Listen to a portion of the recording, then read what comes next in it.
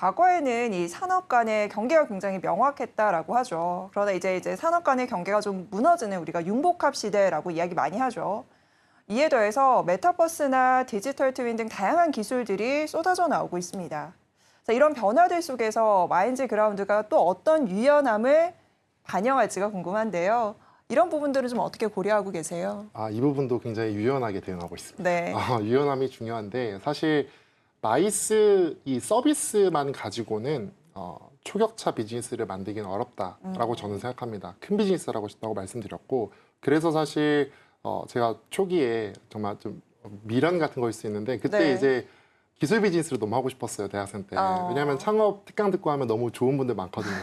정말 훌륭한 기술을 막 투자도 받고 너무 멋있죠. 네. 근데 사실 그 멋있는 거에 현혹되지 않으려고 노력했어요. 왜냐하면 저는 현실적으로 그렇게 맞지 않다는 거 알았거든요. 그래서 서비스를 먼저 시작했고 어느 시점에선가 내가 자본을 갖게 되면 그런 기술을 나는 함양하고 이 기술을 기반으로 좀 크게 펼쳐가겠다라는 각오, 다짐 이런 걸 정말 이 악물고 했던 적이 있는데 지금 그걸 하나씩 풀어나가고 있는 것 같아요. 그래서 우리 회사가 특이한 게 네. 마이스 그 기획사지만 AI 기술 팀을 보유하고 있습니다. 네. 뭐 자회사를 두고 이런 건가요? 실제 내부에 팀이 있고요. 이 네. 팀이 자회사에 관여하면서 실제 많은 기술 개발에 도움을 주고 있는 상황입니다. 그래서 AI 기술 개발팀은 실제 엔지니어들이 들어와 있고 네. 이 기술 개발팀을 활용해서 저희가 마이스 분야에서도 이 AI로 활용할 수 있는 플랫폼들이 많이 있어요. 실제로 전시회를 추천해 준다든지 아니면 뭔가 행사에 참여했을 때 그 모객의 효율을 높여준다든지 그런 걸 데이터 기반으로 활용할 수 있는 플랫폼 서비스를 개발하는 작업을 지속해서 이어오고 있고요. 더 나가서 사실 우리가 산업별로 행사를 하다 보면 이해도가 많이 높아집니다. 예를 들어 우리가 이제 농업 분야의 행사들도 많이 했는데 하다 보면 이쪽 시장의 문제가 무엇인지 그리고 관계자들은 어떤 생각을 갖고 있는지 뭐 연구자분들, 대학 관계자분들, 그리고 정부 관계자분들, 고객들까지 기업인들까지 다 만나서 이야기를 듣고 이해해야지 성공적인 행사를 할 수 있어요. 네. 그러다 보니까 저는 느낀 게 신규 비즈니스를 만들기에 가장 적합한 산업 분야다. 그래서 우리 AI 팀이 투입돼서 하나의 신뢰로 작년에 저희가 AI 인공지능 스마트팜을 개발하는 모듈을 좀 개발을 했고 이걸 이제 자회사로 분리를 시켜서 지금은 좀 인도네시아에서 투자도 앞두고 있는 상황입니다. 이런 식으로 저희는 기술팀을 활용해서 산업별로 깊이 있는 이해를 돕고 그 깊이 있는 이해를 기반으로 또 지주사에서는 큰 행사를 유치할 수 있는 그런 방식으로 좀 활용을 해나가고 있는 전략을 펼치고 있고요. 더 나아가서 AI도 중요하지만 저는 사실 큰 비즈니스라는 데 있어서 미래의 변화에 민감하게 대응하는 것도 중요하다고 봅니다. 그럼요. 그래서 메타버스가 사실 잠깐 떴다가 죽었지만 저는 언젠간 또 온다고 보고 있어요. 네. 그게 5년 뒤가 될지 10년 뒤가 될지. 근데 저는 10년 뒤에도 사업하고 있을 거거든요. 20년 뒤에도. 제가 아직 30대입니다. 네. 그래서 저는 70대까지 생각하면 40년은 더 사업을 하는데 분명히 이 시기는 온다. 그러면 이거를 내가 준비하고 있으면 사실 이런 영역들은 깃발을 누가 꽂느냐의 영역이 아닌가라고 생각을 하고 있고 너무 기회죠. 현재 유럽 같은 경우에서는 마이스 산업을 이제 국가적인 전략적 사업으로 키우고 있다라고도 하는데요. 사실 우리 정부가 해줄 수 있는 역할이라거나 뭐 바라는 부분도 분명히 있을 것 같아요. 기업이 성장하기 위해서는 정부가 토양을 좀 깔아주는 것도 필요하다라는 의견도 있을 텐데요. 이 부분은 좀 어떻게 보세요? 정말 중요한 부분이라고 생각합니다. 아무래도 정부에서 그런 시스템, 생태계를 만들어주는 노력이 있어야 이 산업 분야가 발전할 수 있다라고 보고 있는데 저는 실제 사업을 하면서 느낀 것이 한 3가지 정도의 시스템이 마련되면 너무 좋겠다라고 보고 있어요. 있을까요? 첫 번째로는 마이스 분야의 창업 기업에 대한 지원. 두 번째로는 국제 행사 지원 사업의 활성화. 그리고 세 번째로는 수출 그 위험 최소화를 위한 뭔가 컨설팅 사업 마련. 이런 3가지 정도의 내용을 좀 생각해 봤어요. 네, 굉장히 구체적이라서 좋네요. 네. 그렇죠. 네. 첫 번째 내용부터 좀 설명을 드려보면 아무래도 저도 창업 기업으로서 창업을 해서 이렇게 사업을 했지만 초기에 어려움이 많습니다. 정부에서 창업 지원 프로그램 굉장히 많이 운영하잖아요. 정말 많습니다. 저도 사실 많이 활용을 했고요. 근데 마이스 분야에 특화된 사업은 아직 많이 부재한 느낌을 받아요.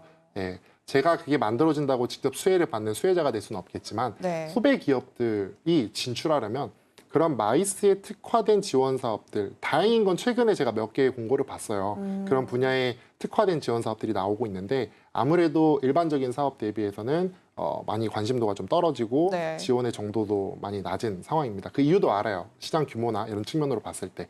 그래서 저는 좀 더 정부가 나서서 적극적으로 이런 분야에 지원을 해준다면 창업을 할 때도 마이스 분야에서도 창업이 가능하구나.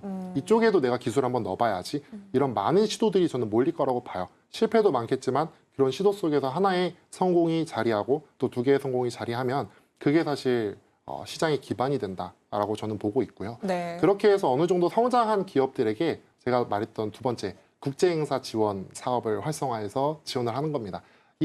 저도 해봐서 알겠지만 이건 제가 좀 희망하는 것 같아요. 네. 뭐냐면 어떤 내용인가요? 아무래도 국제회의 같은 걸 한번 개최를 하려면 어려움들이 많습니다. 실제 섭외부터 장소 대관 등등의 특히나 1회 행사에서 수익을 남긴다는 것은 참 어려운 일이에요. 전략적으로도 남길 수 있겠지만서도 그런 환경적인 것들을 봤을 때에는 행사의 브랜드도 만들어지지 않았기 때문에 어려움들이 많습니다. 네. 이 시점에 정부가 뭔가의 지원을 통해서 밑거름을 만들어 준다면 충분히 많은 시도들이 저는 이어진다고 생각합니다. 예를 들면 어떤 지원을 말씀하시는 예를 거예요? 들자면 네트워크 아니면 뭐. 현재 지원하고 있는 게 대관 비용을 지원해 줍니다.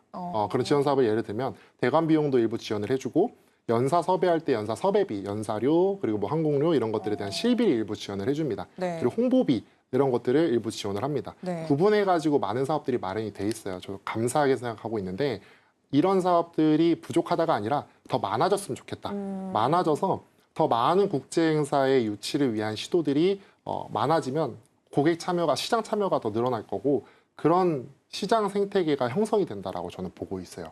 그래서 시장이 만들어지면 그때부터 이제 또 다음에 지원이 필요하죠. 그게 이제 세 번째 제가 말했던 이제 컨설팅 사업.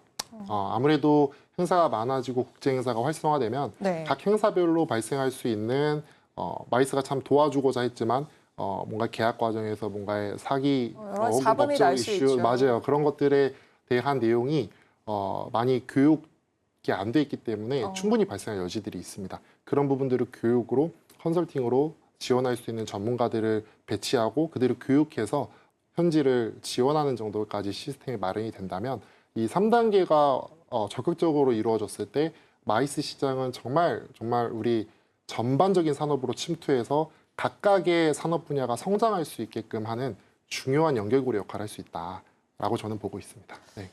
그렇다면 이 마이스 산업의 미래 발전 방향은 좀 어떻게 흘러갈 거라고 보세요? 계속 연결을 강조하고 계시는데 네네. 글로벌화로 봤을 때 이제 어떻게 이게 구조가 좀 돌아가겠다 이런 큰 그림도 그리셨을 것 같거든요. 네. 실제로 연결을 해야 되는 곳들이 굉장히 많이 발생을 할 거라고 봐요. 근데 사실은 모든 게 네. 연결이죠. 맞아요. 사회가 유기적으로 돌아가기 그렇죠. 때문에. 네. 그래서 저는 이런 결에서 봤을 때 소규모 회사들이 많이 진출할 수 있는 여지가 있는 산업이고 그런 좀 진출을 예상할 수 있지 않을까라고 생각하고 동시에 이 시장이 커지면서 이 연결을 전문적으로 하는 마이스 대행사가 규모가 큰 회사들이 많이 없습니다.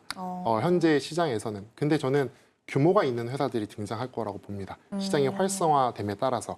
그리고 그런 규모 있는 회사들이 이 연결을 효율적으로 할 수 있는 각종 기술적인 솔루션을 쥐고 있는 회사들이 될 거라고 봐요. 그래서 그 기술적인 솔루션을 쥐고 연결을 주도하는 역할을 하는 회사들이 규모 있는 회사들이 등장하고 그 이면에 이제 또 작은 다양한 시장 참여가 생겼기 때문에 그런 것들까지 이어질 수 있는 그런 미래가 펼쳐지지 않을까 저는 예상을 감히 조심히 하고 있습니다. 네.